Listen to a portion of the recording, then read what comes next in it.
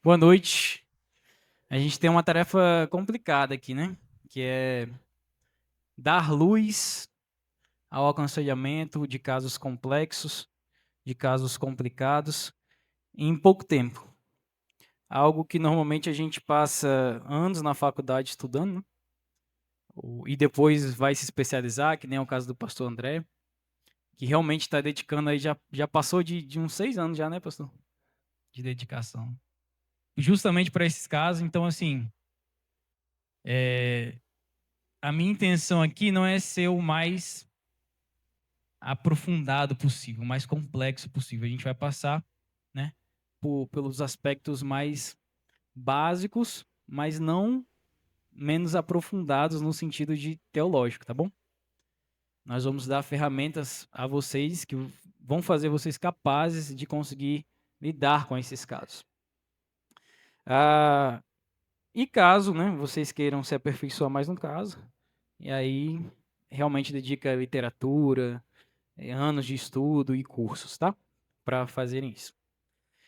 De imediato, eu quero lançar uma provocação aqui para vocês. Nós estamos acostumados a lidar com o tempo, né, de uma maneira de trás para frente, né? Do passado para o futuro.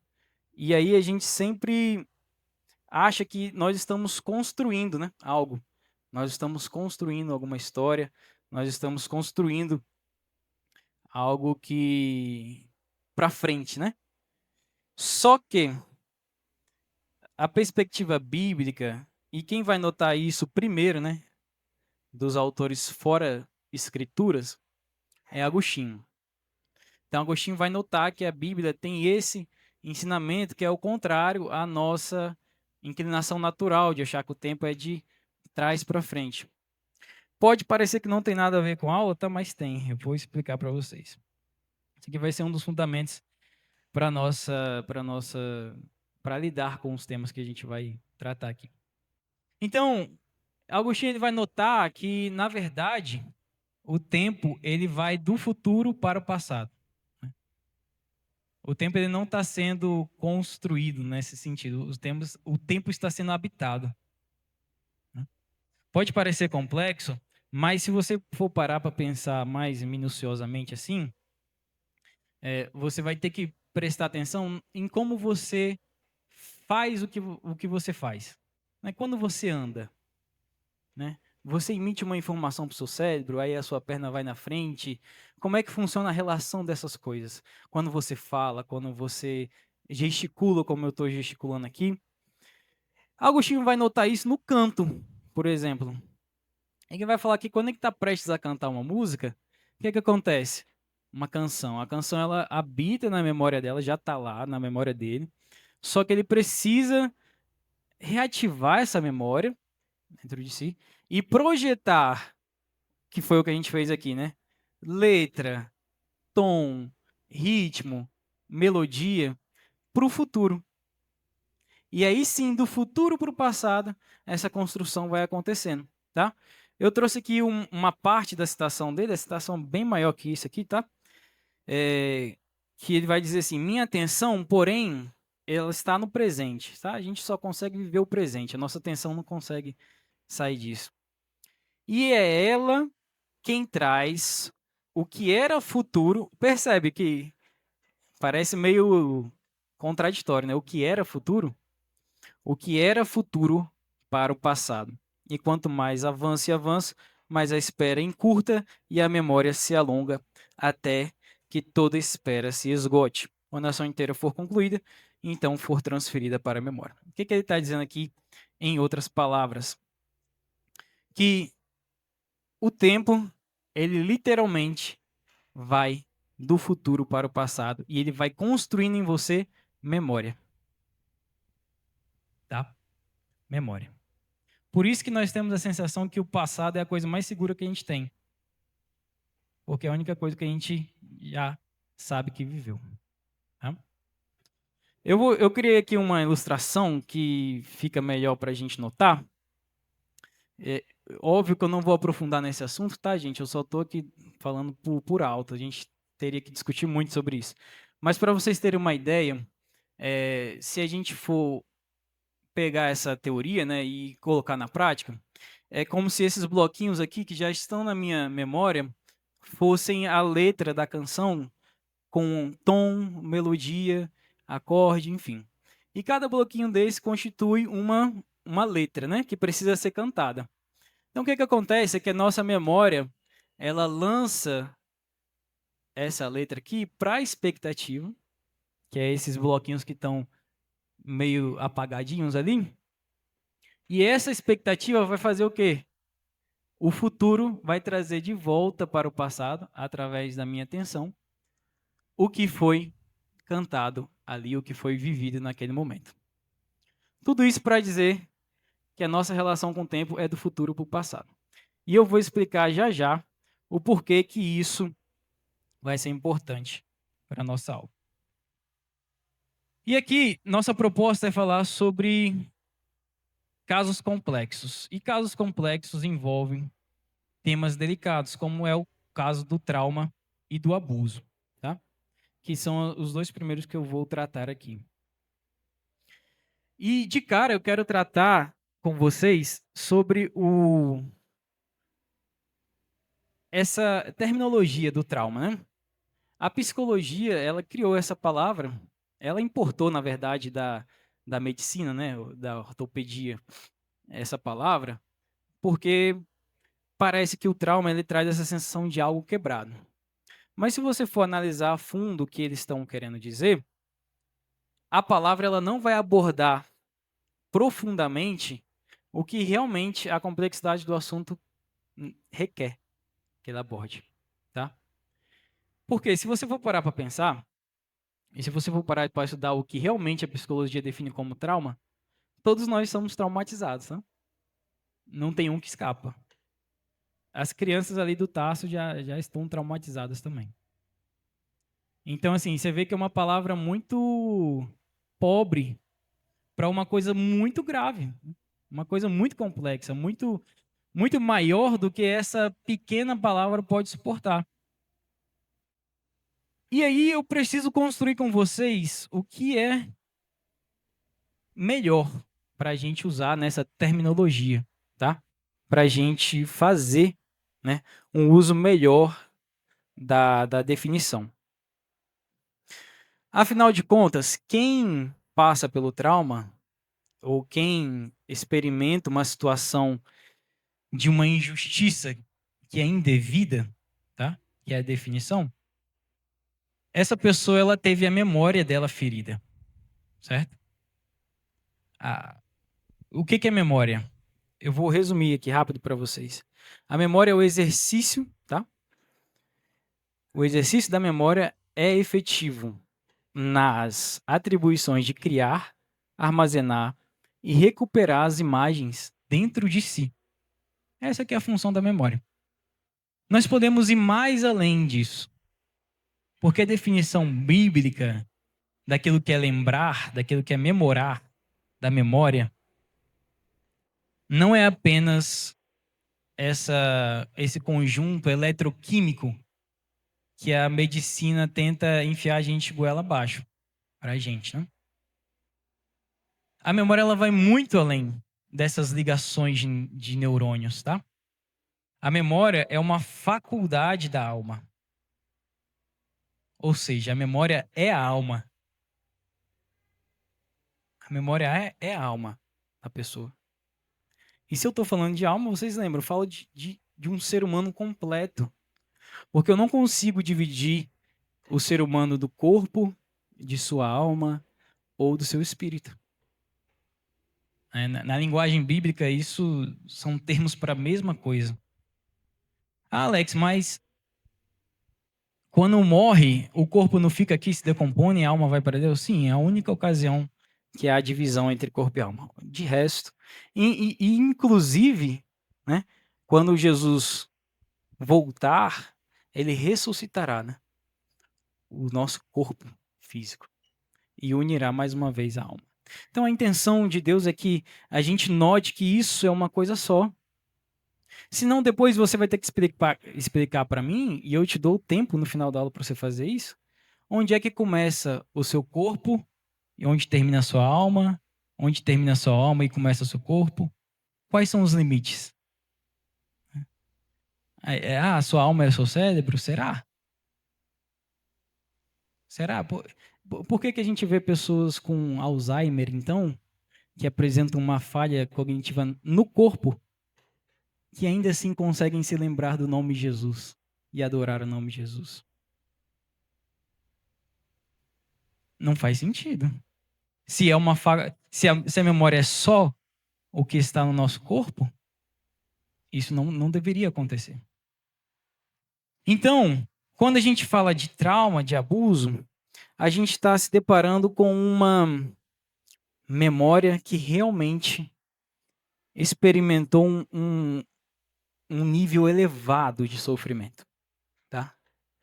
Eu não estou falando dos traumas, como por exemplo, do nosso petzinho falecer, que infelizmente dói no nosso coração, mas existem coisas que ferem muito mais a alma, e é disso que eu quero tratar com vocês, né? De injustiças severas, de coisas que realmente não deveriam acontecer. E o abuso é esse tipo de experiência, infelizmente. E o que fica marcado para as vítimas do abuso e desse, né, do que a psicologia chama de trauma, é a memória. E se a memória é a alma, e se a alma é ela, a pessoa como um todo, certo? Então aqui a gente precisa ter compaixão como conselheiros. A gente não pode ter a presunção de tratar com leviandade esse tipo de assunto e de querer menosprezar, certo? O sofrimento, ele não é algo desprezível. Ele não foi algo desprezível para o próprio Deus. Não deveria ser para a gente, certo? A palavra fala em Hebreus, que nem o texto que eu separei para vocês. Pois não temos um sumo sacerdote que não possa compadecer-se das nossas fraquezas, mas sim alguém que, como nós, passou todo tipo de tentação, porém sem pecado. Nós temos um Deus que se compadece. Então, nós como conselheiros ou como pessoas que vão lidar com, né, com pessoas que tiveram esse nível de trauma no nosso dia a dia, nós não podemos chegar para ela e passar fórmulas prontas. Ó, você faz isso, meu primo fez isso, isso e aquilo e deu certo. A gente precisa aprender, gente, a ter compaixão, certo? A gente precisa aprender a ter compaixão como Cristo teve. Então, você percebe que como é problemático eu usar a terminologia do trauma? Olha o tanto de coisa que eu falei para vocês, que eu tentei abarcar dentro dessa experiência traumática que a pessoa teve, dessa experiência de ruptura, digamos assim. Não é um machucadinho qualquer. Não é que nem quando a gente cai de bicicleta e machuca o joelho. É algo grave. E aí a gente precisa entender. Vocês já passaram por 7 aulas nesse curso. Então, com certeza, vocês já sabem da cosmovisão de criação, queda, redenção e consumação. A gente precisa falar. Não deveria acontecer. Abusos não deveriam acontecer. Experiências de sofrimentos terríveis não deveriam acontecer, gente. Às vezes a gente tem medo de falar isso e talvez ferir a doutrina da soberania de Deus, mas nunca foi do desejo de Deus que essas coisas acontecessem. Não foi. A gente não precisa ter medo de dizer que nós vivemos num mundo caído. E que, infelizmente, até o dia em que Cristo voltar, essas coisas vão acontecer. Nosso bem. E vão ser fruto de corações pecaminosos, dispostos a praticar o mal contra pessoas inocentes. É isso que a palavra diz em Romanos 1, 28 a 32.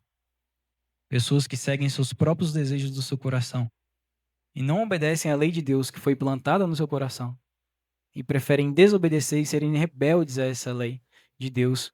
E então, elas praticam toda sorte de mal. E a gente precisa lembrar, a única liberdade que o homem tem, se a gente pode tratar nessas palavras, nesses termos, é a liberdade para fazer o mal, tá, gente? A palavra fala, não há ninguém que faça o bem, nenhum sequer. Mas o mal, todos nós já nascemos com a predisposição de fazê-lo. Então a gente precisa levar o aconselhado a acreditar nisso. Porque isso, de certa forma, vai tirar culpa da consciência dela. Porque essas vítimas, infelizmente, um dos maiores sentimentos que elas carregam é de culpa. Elas se sentem culpadas pelo que aconteceu com elas. E a gente precisa alertar. Não foi culpa delas. É culpa do pecado, do coração humano, da queda. Então a nossa postura como conselheiros é sempre imitar a Cristo. Aprendam comigo, Jesus vai dizer que sou manso e humilde de coração. E vocês encontrarão descanso para as suas almas. A gente precisa imitar o ministério de Cristo. Haja o que houver. Por isso, quando a nossa postura precisa ser de calma, paciência e compaixão. Porque esse é o jeito de Cristo. É dessa forma que Cristo fez. E diante dessa nossa tarefa, a gente não pode chegar na frente da pessoa que sofreu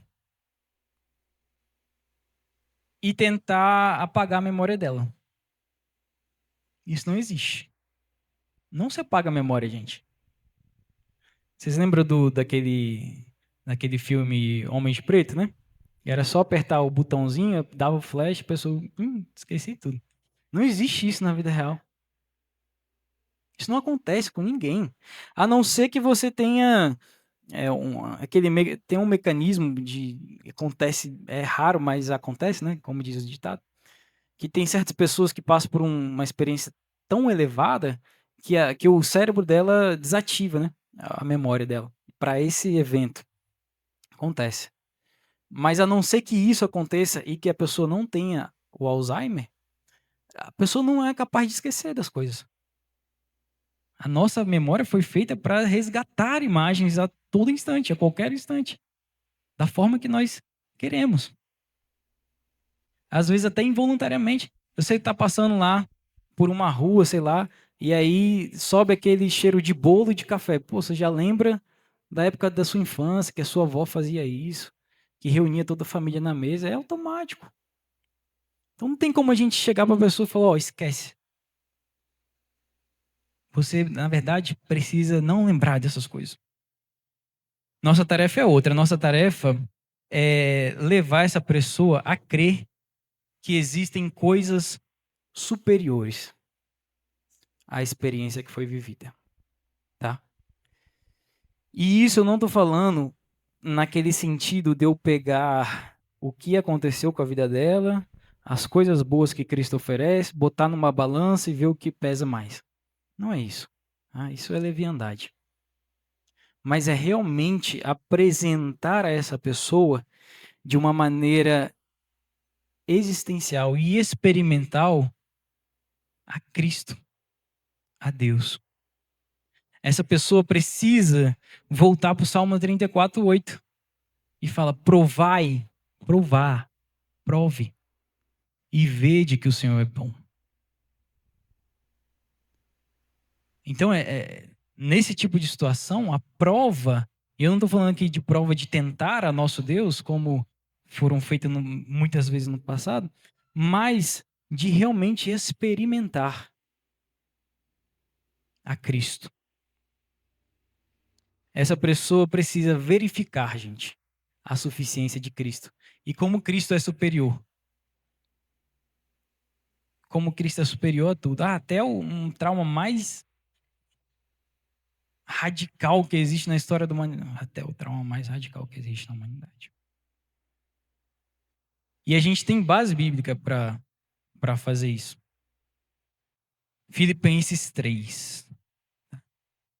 Realmente a gente não vai pedir para a pessoa esquecer, mas a gente vai pedir para a pessoa abandonar. Intencionalmente. Tá? Voluntariamente. Primeiro, o que acontece no movimento de Filipenses 3? Vocês precisam entender.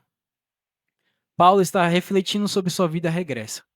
Então, obviamente, ele não esqueceu, né, das coisas que ele fez. Obviamente, ele não apagou da memória dele. Tem que estar refletindo, quanto à lei eu era fariseu, eu era zeloso com as coisas do Senhor. Inclusive, eu perseguia com violência a igreja de Deus. Eu assassinava pessoas.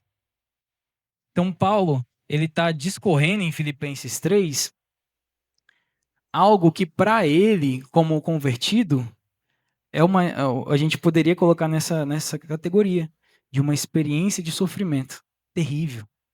Ele perseguiu a igreja do Deus que ele tanto ama. Você não imagina o quanto esse homem sofria por conta dessas coisas. O quanto ele se achava indigno. O quanto ele falava dos pecadores, eu sou o pior de todos. Não tem como achar um maior que eu. Mas esse homem que a gente está falando, que passou por essa experiência, ele vai falar, o que para mim era lucro, passei a considerar como perda, por causa de Cristo. Então, esse homem do Senhor, ele encontrou sentido, ele encontrou uma pedra de grande valor para a gente usar a linguagem da parábola de Jesus. Ele encontrou algo que valia a pena ele vender todas as coisas, ele abrir mão de todas as coisas para abraçar. E no dilema do aconselhado, a gente precisa levar essa pessoa a crer nisso também. Que Cristo é superior e é melhor do que todas as coisas. Aí você fala, isso é impossível. Será? Porque esse ano passado mesmo a gente viu aí na internet um vídeo de uma ex-prostituta pregando nas praças de Paris. Pregando o Senhor Jesus. Sobre Deus. E sobre como ela era isso e aquilo. De como Cristo fez ela esquecer, entre aspas, de todos os abusos que ela havia sofrido durante toda a sua vida. De como Cristo era superior a todas aquelas situações. E de como ela não podia abrir mão daquilo. E além disso, de algo tão precioso que valia a pena ela ir a uma praça pública no centro da cidade mais movimentada do mundo e dizer que Jesus Cristo é o Senhor. Então a gente não nega passado. Ninguém nega passado. A gente afirma e a gente mostra que há algo infinitamente maior. É isso. Esse é o objetivo. E aí ele usa a linguagem que eu quero que vocês fiquem na cabeça com relação a isso. É esse aqui, esquecendo-me das coisas que ficaram... Gente, ele esqueceu? Sim ou não? Não. Ele acabou de escrever tudinho que ele tinha feito. Mas ele fala, esquecendo-me das coisas que ficaram para trás e avançando para as que estão adiante, eu prossigo para o alvo. Agora eu tenho um objetivo. Nada me tira desse objetivo. Então aqui, eu quero tratar com vocês sobre duas palavras, que é esquecendo e avançando, tá? Esquecendo aqui tem é um termo que foi usado na tradução da Vulgata. A Vulgata foi a tradução latina, tá? Que foi feita. Ele usou a palavra distendendo, tá? Então eu me distendo, né, das coisas que ficaram para trás e eu me estendo para as coisas que ficaram adiante. Eu vou falar essas duas palavrinhas para vocês, porque vai fazer todo o sentido com essa citação que eu trouxe. Esquecendo o que passou, não aquilo que é futuro e transitório, mas no que está adiante. Não distenso, mas extenso. Não segundo a distensão, mas segundo a intenção. Prossigo para o prêmio da vocação do alto, onde posso ouvir a voz de aclamação e contemplar tuas delícias, o que não vem em vão. É uma citação, outra citação de Agostinho. Né? O que a gente está querendo dizer com isso? O distender, aqui no verbo original, é realmente se encurtar, se diminuir. Tá? E se estender, obviamente, é esticar, é ir em direção. Tá? Então, o movimento aqui de uma pessoa que tem a memória ferida, pelo grau que seja, é diminuir essa memória ao máximo e construir novas memórias ao máximo também para algo que é futuro. Certo? Isso a gente chama de esperança. Tá bom? Essa é a linguagem bíblica de esperança. Então a gente vai aconselhar as pessoas e não vai fingir que nada aconteceu. Mas a gente quer que elas encontrem Cristo e esse algo que é tão superior, que possam intencionalmente, tá? Perceba na palavra intencionalmente, deixarem de ser definidas pelo seu passado. Afinal, como a gente viu no começo, não é o passado que dita o ritmo da sequência da nossa história, né? Mas sim um futuro. Alex, onde é que está isso na Bíblia? Filipenses 3:20. A nossa cidadania, porém, está no céu, de onde esperamos, tá? Ansiosamente, o Senhor Jesus. Em outras palavras, Paulo está falando, disso aqui eu não espero nada, eu espero do que está por vir. E é nisso que eu vou me ancorar. É nisso que minha alma está ancorada. Gente, parece que não, mas o evangelho não é pouca coisa não, tá? E assim, eu não tenho nada novo para oferecer a vocês aqui. A não ser umas palavras que vocês nunca tinham ouvido no latim, talvez ou não. Mas isso não é novo. Eu não tenho nada revolucionário, nenhuma carta na manga aqui para dizer, ó, fulano de tal passou por isso, faça isso. Não. A única coisa que eu tenho, e a maior coisa que eu tenho, é o evangelho do nosso Senhor Jesus Cristo. E eu vou falar para vocês uma coisa aqui, tá? Se a boa notícia da salvação do nosso Senhor Jesus Cristo não for suficiente, nada mais será.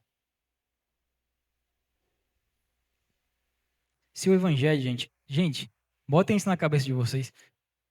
Se a cruz, se Jesus, se a salvação, se o céu não for suficiente, não vai ter drogas que façam ser suficiente. Não vai ter psiquiatra bom o suficiente que cure nenhuma enfermidade. Alguém já descobriu a cura do câncer?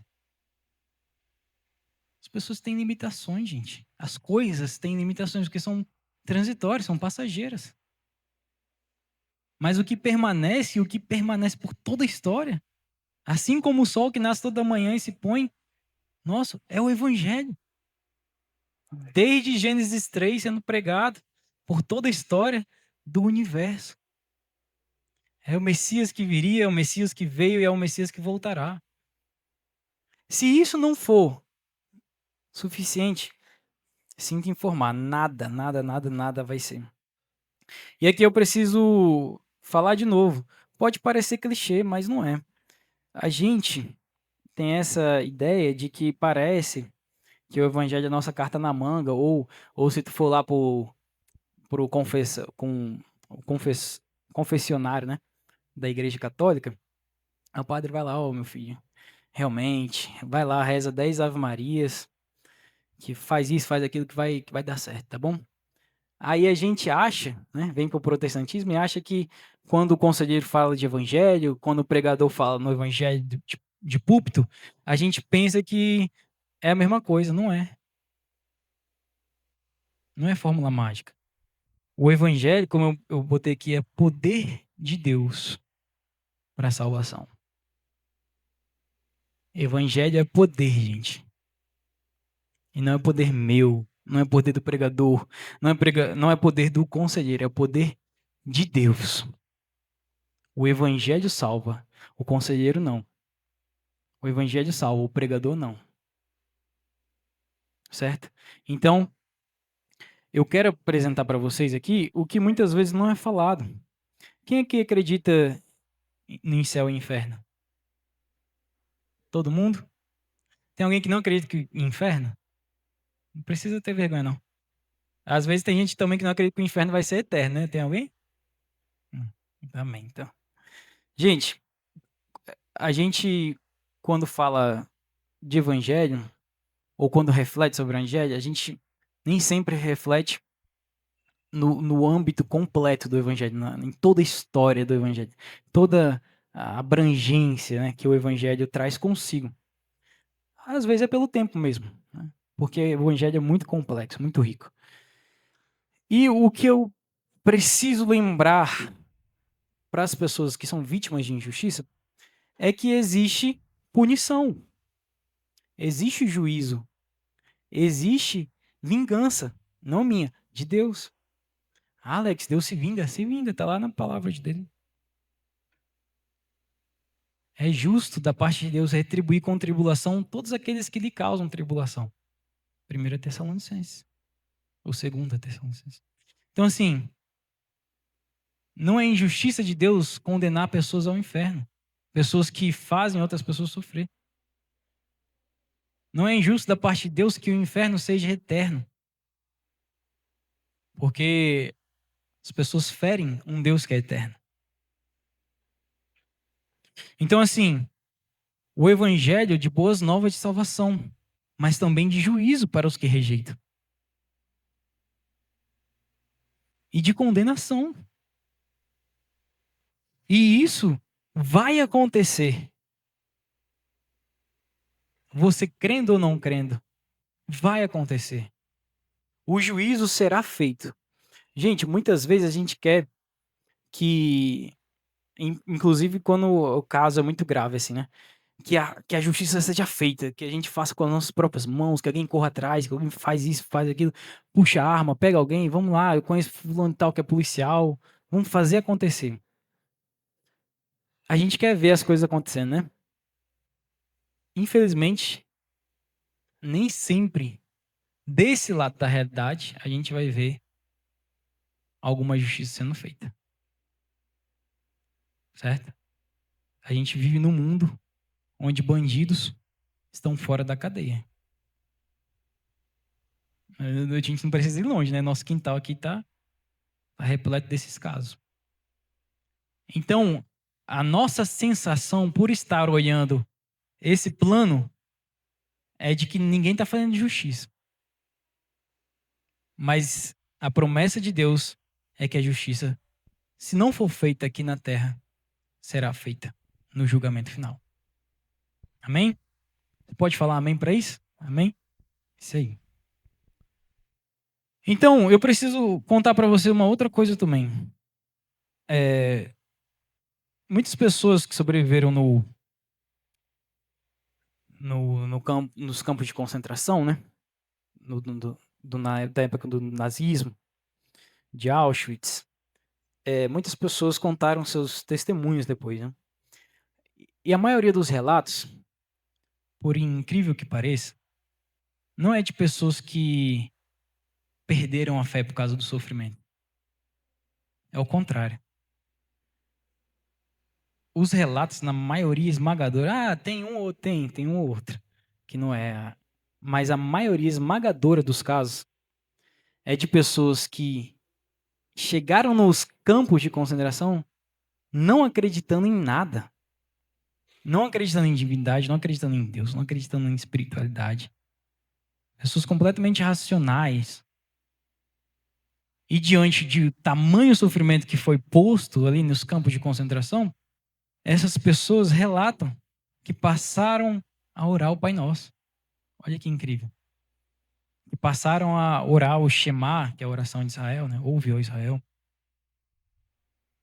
A se agarrar na única esperança que tinham, que é no ser transcendente.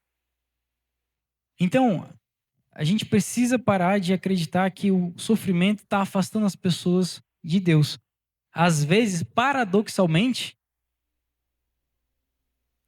Deus está se aproximando dessa pessoa através do sofrimento. Tem um documentário recente, tá? Tá aí no YouTube agora, vocês podem dar uma olhada depois. Lucy. É sobre vítimas de abuso sexual infantil. Os Estados Unidos criou uma força-tarefa para combater isso, né? Eles estão anos-luz avançados da gente, mas a Polícia Federal também tem um departamento. E o primeiro caso deles, que foi o mais marcante, foi de uma menina que sofria abusos do padrasto dela há 8 anos. 8 anos. E a polícia teve ciência a partir do 5º ano, né? Do 5º ano. E eu tô falando assim, de infanto mesmo, né? E a única perspectiva desses policiais era encontrar, né? Era encontrar onde é que ela tá, como a gente faz para resgatar ela. Enfim, depois de alguns anos eles conseguiram, montaram a força-tarefa e conseguiram resgatar a menina. E muitos anos depois, que foi a proposta inclusive da série, né, eles conseguiram colocar frente a frente a menina, né, a Lucy, com o policial que resgatou ela. E da perspectiva do policial, o policial já não cria mais em Deus. Como crer, né, diante de tanto sofrimento? Então ele se via naquela velha mesmo, tá? Questionamento da Teodiceia. Aonde está Deus, né? Diante de tanto mal. Só que enquanto os dois estão conversando ali no banco, um do lado para o outro, no final da conversa, a menina vira para ele e fala assim: você não sabe, mas eu orava a Deus todos os dias para que alguém como você viesse me resgatar. E isso quebrou ele. Quebrou ele no meio. Então, assim, a nossa perspectiva muitas das vezes é a do policial. E a gente não quer acreditar que essas pessoas que sofrem têm aonde se agarrar. A gente quer que ela não tenha muitas das vezes. Não, é inadmissível que você acreditou. Olha o mal que você sofreu. Mas ela está contando uma história diferente. Ela está contando a história de um Deus que é relacional mesmo diante do sofrimento que não deveria acontecer. Então, gente, o evangelho não é pouca coisa para esses casos, tá? O inferno é real, a ira de Deus é real, o inferno é eterno, e isso é parte do evangelho.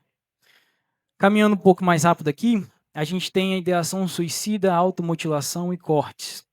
Né? Pessoas que se cortam. Diante desse cenário, a gente precisa de uma presença mais frequente, mais próxima do conselheiro. Você não pode ouvir um relato de uma pessoa que tentou se matar e, tá bom, qualquer coisa me liga. Não dá, gente. Tá? Essa pessoa já se efetuou a tentativa ou se quer efetuar, ela provavelmente esteja querendo mesmo. Certo? Então a gente precisa de proximidade, a gente precisa de mais sessões, a gente precisa de preferência de sessões presenciais do conselheiro e da família, tá? O conselheiro envolvendo a família ali nesse caso. E a grande tarefa aqui do conselheiro vai ser apresentar novamente o sentido da vida para essas pessoas. Porque, obviamente, essas pessoas perderam o sentido de viver. Né?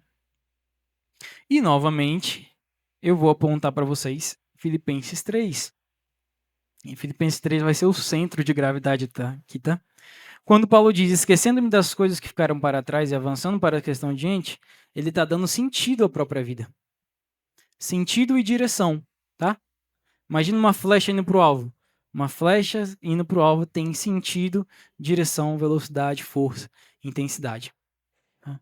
O que você, como conselheiro, precisa nas conversas que você vai ter diante dessa pessoa é resgatar um alvo para essa pessoa. Apresentar a ela novamente o que Paulo está falando aqui, o Cristo que Paulo está falando em Filipenses 3. Né? E quando Paulo fala aqui de prossigo para o alvo, ele não está falando de um objetivo de sucesso. Né? Nós não vamos incutir na pessoa, você precisa estudar melhor para o vestibular, você precisa ter sucesso na sua vida profissional, você precisa disso, disso, daquilo. Não. O que a gente está incutindo na pessoa é novos céus e nova terra, tá? Sendo bem claro. Essa é a esperança que nós temos. Então, essa é a esperança que a gente tenta incutir nessa pessoa. E aí, a gente precisa manter essa esperança viva, não apenas como discurso, mas como realidade. E aqui eu uso um termo que é usado por Paulo em 1 Tessalonicenses, que é o da parousia. Que aí vem a expressão do já e ainda não, né? Não sei se vocês já ouviram falar dela. Tá, gente, o que acontece? Eu estou em Jerusalém Celestial? Já estou arrebatada? Sim ou não? Pode responder, sem medo. Não, eu não tô aqui em Brasília, né? Óbvio. Mas eu vivo como se estivesse, tá? A minha vida reflete aqui em Brasília como se eu tivesse lá. Essa é a ideia de Paulo aos 1 Tessalonicenses. Eu vivo, eu falo, eu me comporto, eu faço negócios, eu tenho amigos, como se, né, eu já estivesse lá. Essa é a definição. E é isso que você vai tentar fazer nessas pessoas. Eu tenho um adolescente que cresceu comigo na igreja. A gente tem idades diferentes, né? Mas depois de um tempo eu encontrei com ele e ele estava totalmente, o braço dele todo mutilado, né? E eu perguntei para ele, a gente foi conversando, fui tentando, né, aconselhar no que eu conseguia ali ele. E é impressionante como a narrativa ela não muda, né? Ele não tinha amigos, ele não tinha propósito de vida, nem os pais dele, nem os pais dele gostavam muito dele. Deixava eles escanteados ali. Então, qual é o sentido da vida desse adolescente? Gente, é adolescente. Tô falando de uma pessoa bem resolvida, né?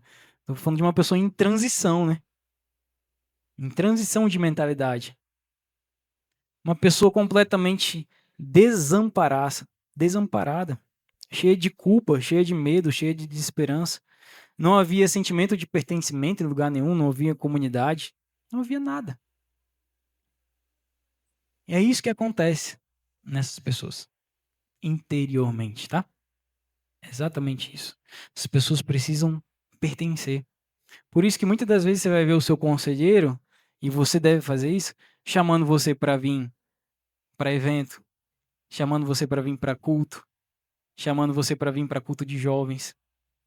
Que a coisa que a gente quer é fazer você interagir com a comunidade de cristãos. Fazer você viver essa vida aqui de relacionamento um com o outro. Porque isso faz parte do evangelho. João vai dizer, se vocês amam a Deus e odeiam seus irmãos, vocês não amam a Deus na verdade. Então o primeiro passo é esse aqui, ó, relacionamento, comunidade.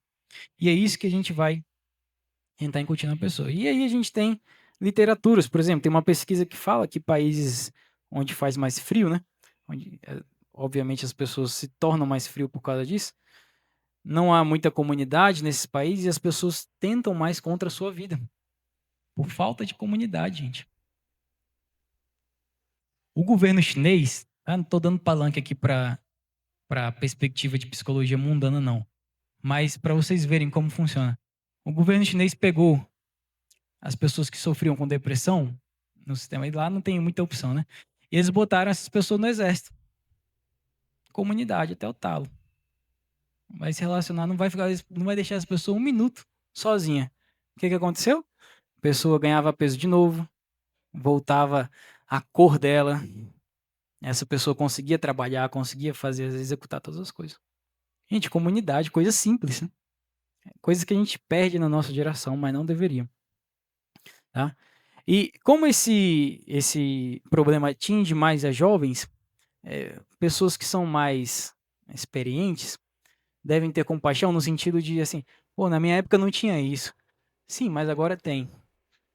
E é uma coisa que a gente tem que lidar, tá? A gente não pode tratar com leviandade isso. Por fim, por fim não, né? Quase lá.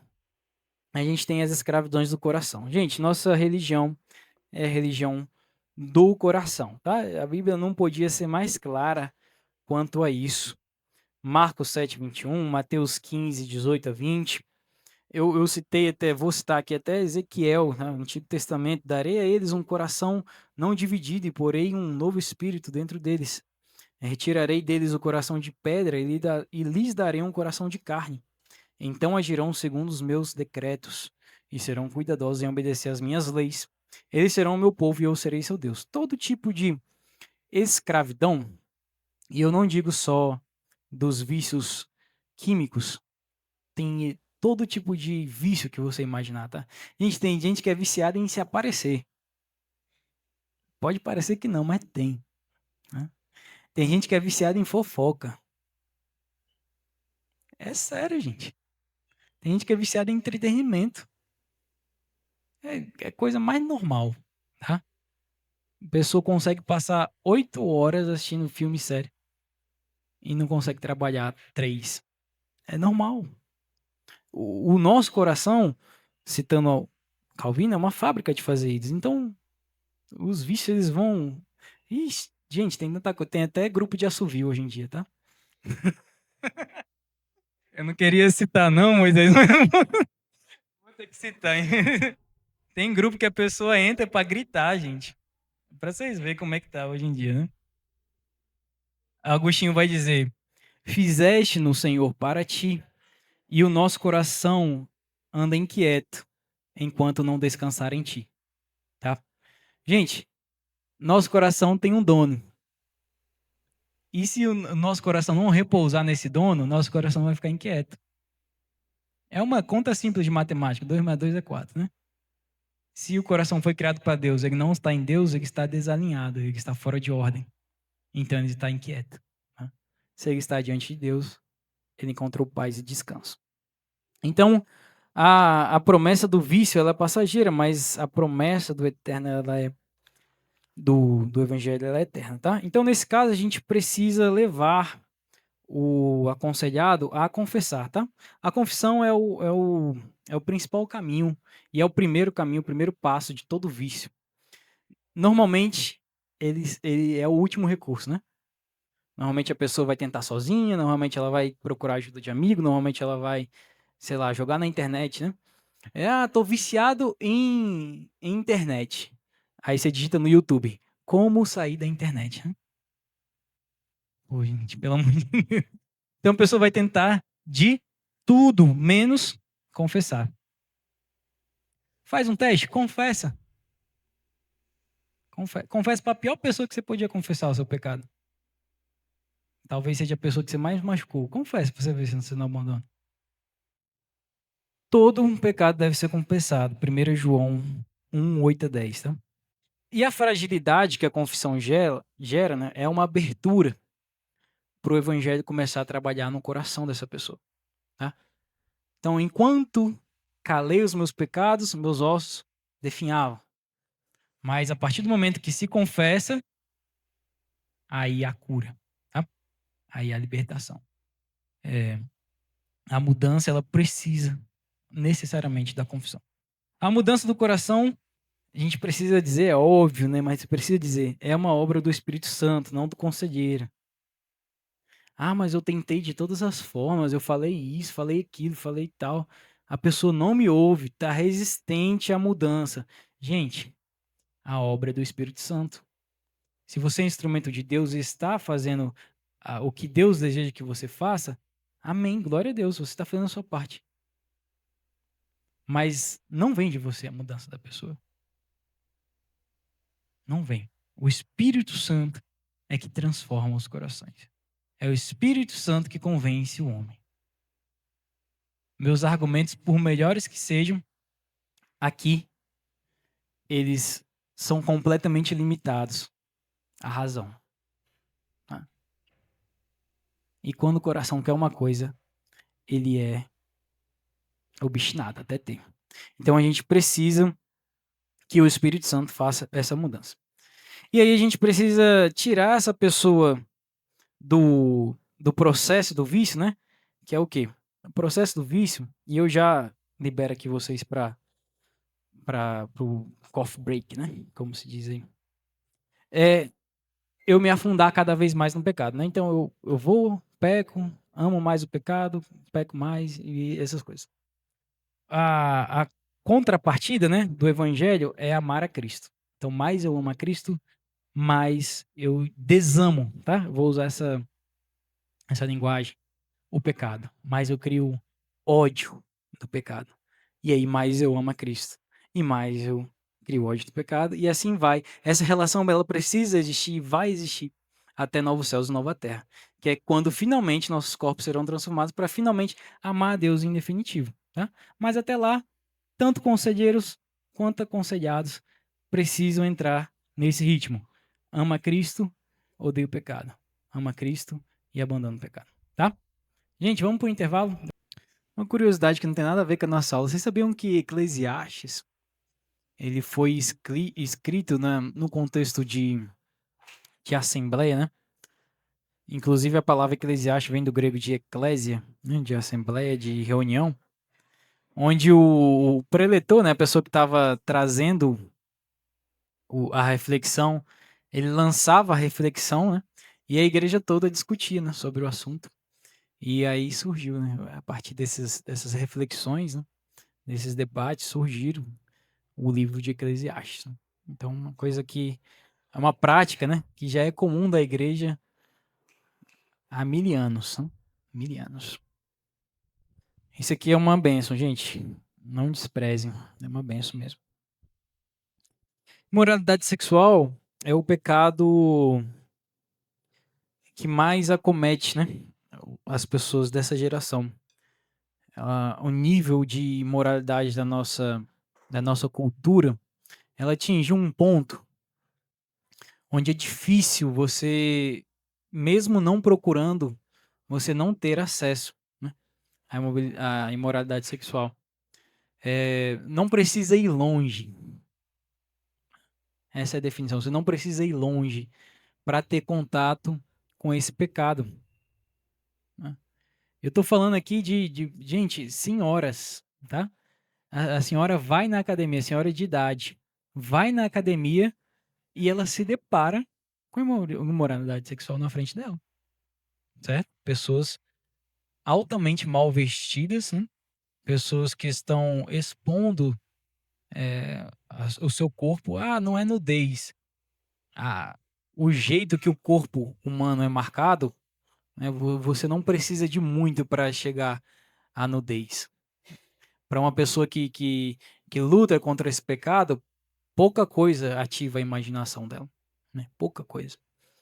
Então, assim, é difícil a gente não tratar desse tema porque é o tema que está mais em voga na nossa...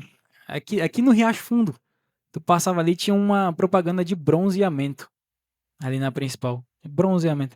Você andando de carro, pronto. Já se deparou. Então, assim, é um pecado que está à porta, né? Mais do que nas outras gerações. Não vou dizer que mais que Sodoma e Gomorra, né? Porque aí também já é demais. Mas o mundo, ele sempre foi imoral, tá, gente? O mundo,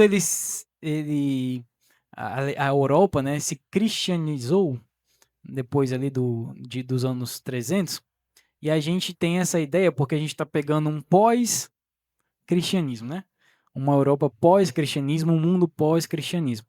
E a gente está com essa ideia de que essas coisas não existiam, né? A gente está pegando um mundo ainda com algumas purezas, com algumas coisas, mas o mundo sempre foi assim, gente. A gente está falando de Sodoma e Gomorra aí de 4.000 anos antes de Cristo, tá? Com pecados de imoralidade sexuais muito graves mesmo. É uma curiosidade, né? Lá em Sodoma e Gomorra, eles concretizavam um negócio com sêmen, tá? Com sêmen, né? O negócio, eu vou vender uma casa para você, vou comprar o seu boi. O negócio não era com a mão, né? Era com o sêmen, um do outro. Para vocês terem ideia do nível de imoralidade. Então, a palavra de Deus, ela, desde o Antigo Testamento, tá? Com a ideia de pureza de Levíticos, ela sempre deixa claro que a imoralidade sexual é uma característica. é, a- vou reformular minha frase. Que quando você foge da imoralidade sexual, certo? Quando você não pratica a imoralidade sexual, então você está ativando a principal característica do povo de Deus, que é um povo que é puro, não impuro, tá? E a impureza, para o autor bíblico, ela tem muito essa relação com o sexo, né? Não é só a pornografia que está em voga, mas é o olhar e cobiçar a mulher do próximo, que desde o Antigo Testamento é um mandamento, né, para que não se faça. É o adultério, é a fornicação. Então, a imoralidade sexual ela abrange muitas coisas, né? Não é só o ato pornográfico em si. E isso porque especificamente o pecado da imoralidade sexual, ela tem uma conotação um pouco diferente dos outros pecados, tá? Não é que eu estou falando de diferença entre pecadinho e pecadão aqui, mas é porque a imoralidade sexual ela ativa uma coisa que os outros pecados não ativam. E a palavra de Deus vai chegar a dizer assim, ó, porque Deus não nos chamou para a impureza, mas para a santidade. Portanto, aquele que rejeita essas coisas não está rejeitando o homem, mas a Deus que lhes dá o Espírito Santo. E o que ele está falando aqui? De que eles estão rejeitando? É com a imoralidade sexual. O texto começa: a vontade de Deus é que vocês se abstenham de toda a imoralidade sexual. Ou seja, as pessoas que continuam na impureza, na imoralidade sexual, elas estão trilhando um caminho de rejeição a Deus. Tá? Escancaradamente. A palavra não usa essa linguagem. Obviamente, os outros pecados também são de rejeição a Deus, mas os outros pecados, a Bíblia usa mais a linguagem de você amar a Deus sobre todas as coisas. Então, quando você comete um pecado, você deixa de amar a Deus, certo? Porque você amou mais o pecado do que a Deus. Amém. O pecado da imoralidade sexual é uma rejeição aberta a Deus. Não é só você amou mais o pecado do que a Deus. É você amou mais o pecado e você continua amando mais o pecado, que você continua rejeitando a Deus. E aí vai acontecer da gente cair nesse ciclo vicioso que Paulo fala lá em Efésios 4:19. Ele pede em Efésios 4 que a gente não viva mais como gentio, né? Não sei se vocês lembram, mas o Concílio de Jerusalém, ele fez uma distinção muito clara entre pessoas que vivem como gentios e pessoas que são crentes no Senhor Jesus Cristo. E uma dessas coisas que foi clara no Concílio de Jerusalém é que se abstenham de toda prática de imoralidade sexual. Isso foi divulgado a todas as igrejas, né? Então, Paulo está escrevendo aqui, pedindo para que as pessoas da igreja de Éfeso não vivessem mais nessas práticas da imoralidade sexual. A gente está falando de uma cidade que tem culto de nudez a céu aberto, né? Então, para uma cidade que é muito difícil você preservar a pureza sexual, ele pede, porque ele vai falar assim: se vocês viverem como gentios, o que vai acontecer? O pecado vai endurecer o coração de vocês. E esse endurecimento vai obscurecer o seu entendimento. O seu coração vai ser endurecido e você não vai compreender mais muita coisa com clareza. E quando isso acontecer, vocês vão perder toda a sensibilidade. E aí vocês vão se entregar de fato à depravação. Né? E aí, de fato, caminha quase que sem volta. Né? O que acontece? A imoralidade sexual, ela causa insensibilidade. Insensibilidade. A pessoa não consegue ser mais, literalmente aqui, sensível à voz do Espírito Santo. Ela não consegue ouvir a voz do conselheiro, a voz da palavra, a voz dos sacramentos. A pessoa que está presa à imoralidade sexual, ela lê o texto de 1 Tessalonicenses, que fala de pessoas que continuam nessa prática e rejeitam a Deus, e elas continuam. Ou seja, elas continuam rejeitando a Deus, mesmo sabendo que elas estão rejeitando. Mas, cara, por quê? O que acontece? Elas não estão lendo o mesmo texto que a gente está lendo? Sim, gente, mas, de novo, nossa religião é uma religião do coração. Quem é que acha que McDonald's faz bem para a saúde? McDonald's. E por que vira e mexe a gente está na fila do drive-thru lá? Por quê? Alguém me explica essa relação? Seu coração quer, não se minta, entendeu? Não mente para você mesmo, você quer. Você quer, você vai lá e compra, você faz, vai causar câncer, e daí? Só tem uma vida, né? Vai causar câncer daqui a 40 anos, até lá eu como 3 Big Mac lá. Então, gente, a realidade é que o pecado da imoralidade sexual, ele vai tirar progressivamente, tá?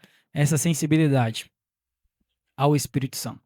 Lembra que quem convence o homem do pecado é o Espírito. Então, a principal perca de sensibilidade é com relação ao Espírito. A voz do Espírito Santo e a ação do Espírito Santo. Então, a rejeitar a santidade nesse nível da imoralidade sexual é rejeitar a Deus, tá bom? Obviamente, você vai afligir outro ser humano com esse pecado. Obviamente, quando você, por exemplo, assiste um vídeo pornográfico, você está incentivando uma indústria bilionária a crescer cada vez mais e a abusar de meninas mais inocentes cada vez mais e de fomentar essa indústria. Óbvio. Então, assim, o pecado ele afeta toda a geografia, principalmente da imoralidade. Mas é tão grave essa rejeição a Deus que ele fala que essa rejeição é principalmente a Deus e não ao homem. Apesar de todo o mal que você causa ao próximo, né, com essa prática. E adivinha qual é o caminho, né, do aconselhamento? É o mesmo, evangelho, confissão, tratar o coração da pessoa, fazer essa pessoa acreditar que existe perdão, que existe mudança e trabalhar de perto no sentido de prestação de contas, né? As pessoas precisam prestar contas agora de suas visitas na internet. Existem ministérios norte-americanos que eles conseguem compartilhar, inclusive, a tela, né, de tudo que a pessoa viu na semana. Eu não sei como é que funciona isso, não sei se chegou no Brasil, acho que não. Mas o nível lá é muito mais avançado, né, que o nosso. É esse nível de prestação de conta que a gente precisaria, né? E se for possível, né, se for necessário, dependendo do nível de intensidade desse pecado, é preciso a gente fazer aquela coisa que Jesus recomendou a gente fazer, né? Se o teu olho te faz pecar, arranca ele fora. Então, se essa prática for persistente, meu irmão, acabou o celular, acabou a internet, entendeu? Eu cancelo o plano da Vivo, cancelo o Wi-Fi, vai usar o computador da Biblioteca Nacional de Brasília. Quiser pegar, pega um ônibus, vai lá na rodoviária, assiste lá o que você precisar fazer. Ah, ninguém vive sem celular. Tá, então aí é questão de escolhas, né? É questão de escolha. Você quer abandonar o pecado ou você e amar a Deus, ou você quer continuar nessa prática? Certo? Vai abandonar o celular 1 mês, 2 meses, não vai morrer, gente. Ninguém morre de falta de celular, tá? Aí as pessoas continuam trabalhando sem celular. Abre o WhatsApp Web, deixa lá logado. Bota o computador no meio da sala lá. Faz acontecer. Arranca o olho. Arranca, mas é melhor chegar sem olho no céu, né? Já viu aquela máxima? Do que com olho no inferno. Aí é questão de preferência, certo? E aí a gente vem pro final verdadeiramente, né? Estou encerrando a nossa aula. Gente, o problema do mal, ele merece uma resposta pastoral. Amém? Precisa. O problema do mal é um problema para o cristão? Não, não é. A gente sabe que existe um Deus que controla todas as coisas, que é soberano sobre tudo e todos. A gente consegue resolver dentro da nossa teologia, a gente abre lá nossos livros de sistemática e a gente consegue entender racionalmente todos os pontos que fazem a gente crer que o problema do mal não é um problemão assim. Mas o coração de quem sofre, ele não está procurando uma explicação nesse nível de entendimento. Ele não está procurando uma explicação teológica. Aqui, ó. Aqui como se resolve o problema do mal. Vem cá, meu amigo. Estou te dando aqui a Bíblia de um lado, a sistemática do outro. Aprende aí porque seu parente faleceu. Aprende aí porque... Não é assim, gente. Ninguém quer uma resposta teológica no funeral. Ninguém quer uma resposta teológica diante de um sofrimento incrivelmente grande. Então, a gente precisa trabalhar com essas pessoas de maneira pessoal, pastoral, relacional. Levar essas pessoas ao mesmo nível de entendimento que nós alcançamos um dia. Que acima de toda essa esfera existe um Deus que controla todas as coisas, em que tanto o bem quanto o mal estão sendo escritos para a história, no final, ser toda a glória para Ele. A gente sabe disso. Mas no momento ali de maior sofrimento, a pessoa quer um amigo, um conselho, um abraço. Ela não quer a sua resposta de Wayne Gruden, sistemáticas, Erickson. Não quer. Eu vi um caso que me chamou muita atenção. Teve dois amigos, né? E um deles perdeu o pai. E ele passou por um sofrimento muito incrível, né? Muito, muito profundo. E aí o outro amigo já tinha perdido também, então ele sabia como era a dor. Aí ele falou assim, virou assim para o amigo, ó, no funeral. Todos os dias, a partir de hoje, até daqui a 3 anos, eu vou te ligar todos os dias. Todos os dias. Eu não quero, eu não me importo se você vai me responder ou não, se você vai atender ou não, se você vai conversar comigo ou não. Eu quero saber eu quero que você pense que eu estou presente com você. Eu quero que você saiba disso. E se você precisar, eu vou estar lá. E ele cumpriu a promessa dele.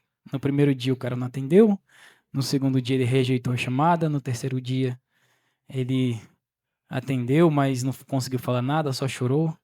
No quarto dia, no quinto dia, no sexto dia, no sétimo dia, no primeiro mês eles já estavam conversando, no segundo mês eles já estavam sorrindo, no terceiro mês e assim foi. E eles ligam todo dia, já passou do prazo de 3 anos e eles se ligam todo dia. Então, o sofrimento de uma pessoa exige muito isso da gente, né? O andar junto. Se Jesus manda a gente andar 2 milhas com o nosso inimigo, imagina com o nosso amigo, né? Imagina com o nosso camarada. E aí eu quero apresentar para vocês uma outra ferramenta que a gente teve, tá? Durante toda a história bíblica e de toda a história da igreja, que não é uma coisa que a gente fala muito hoje em dia, que é a lamentação, tá? A lamentação, ela é um recurso, ela é uma linguagem, né?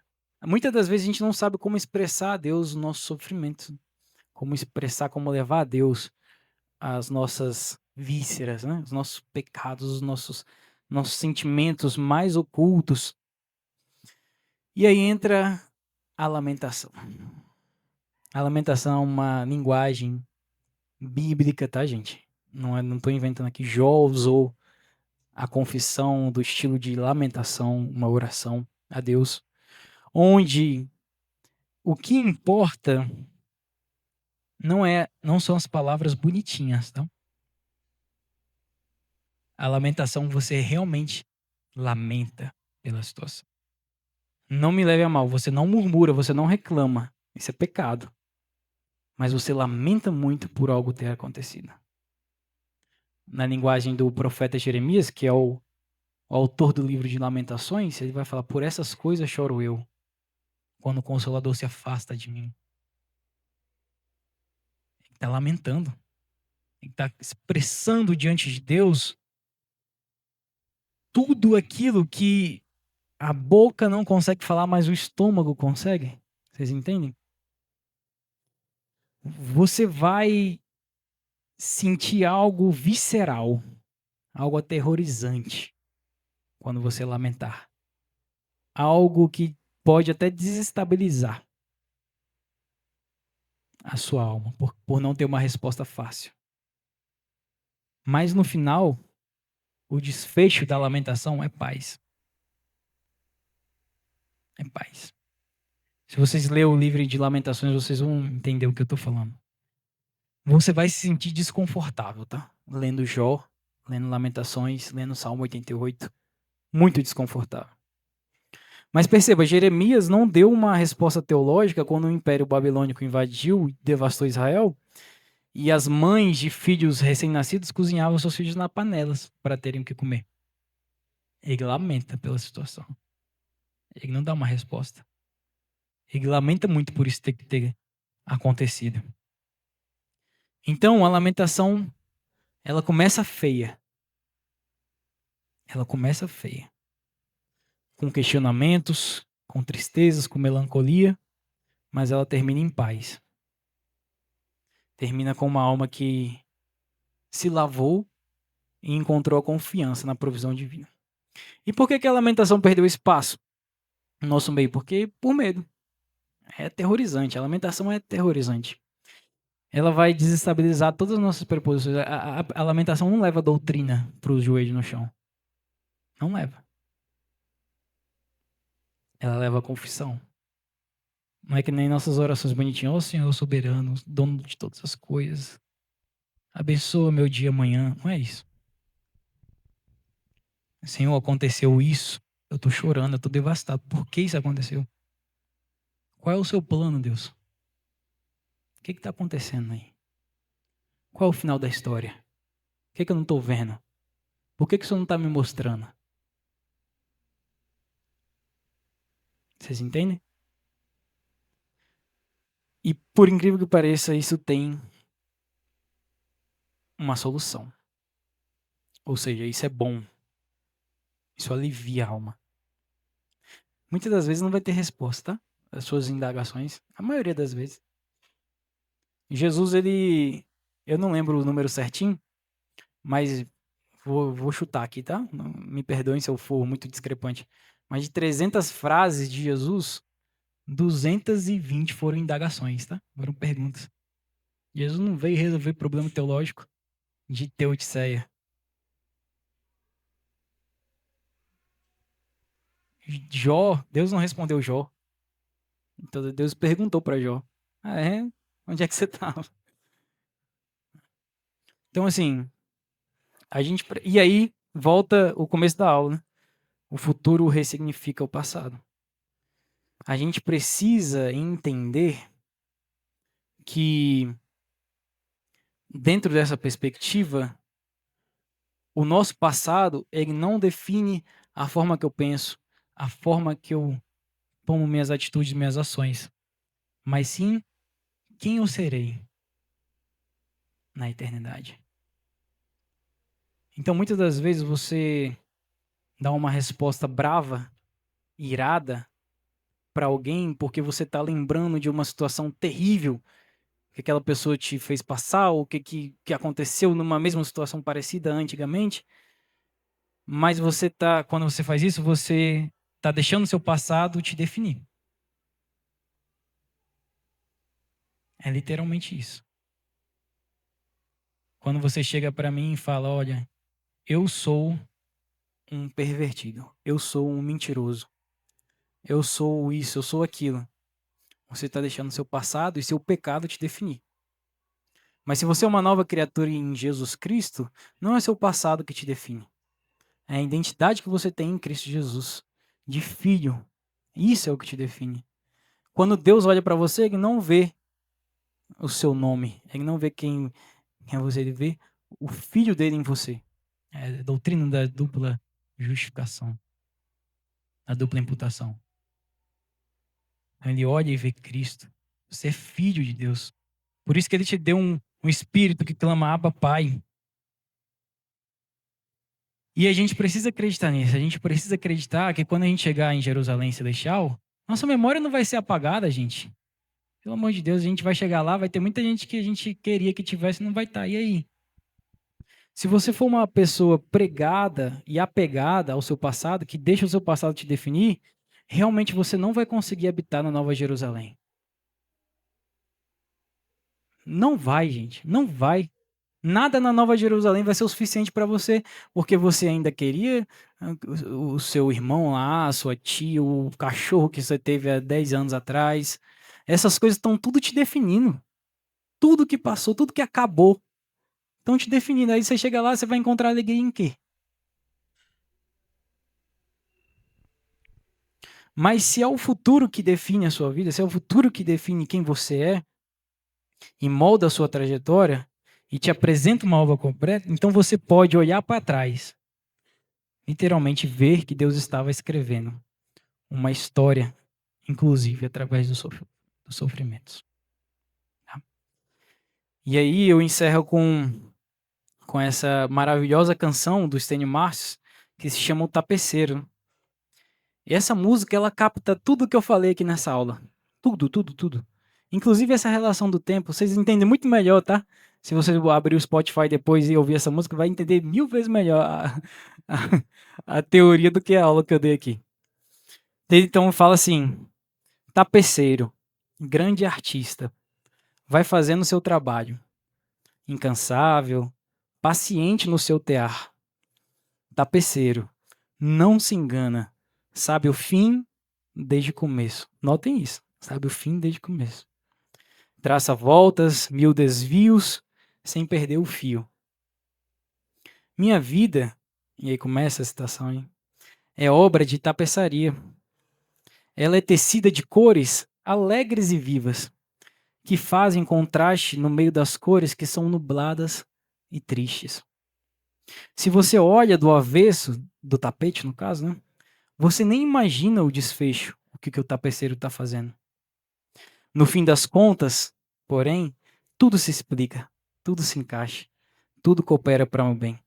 E quando você vê o tapete do lado certo, muda-se logo a expressão do rosto. Obra de arte para a honra e glória do tapeceiro. Quando se vê a história pelo lado certo, todas as cores da minha vida dignificam a Jesus Cristo, o tapeceiro.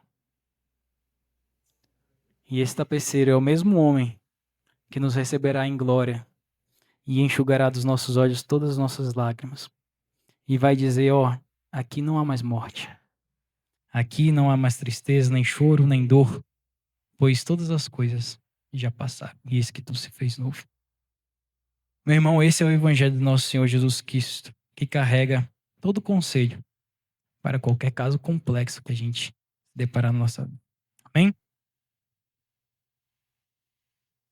Vamos abrir. Vai abrir para a pergunta, pastor? Amém.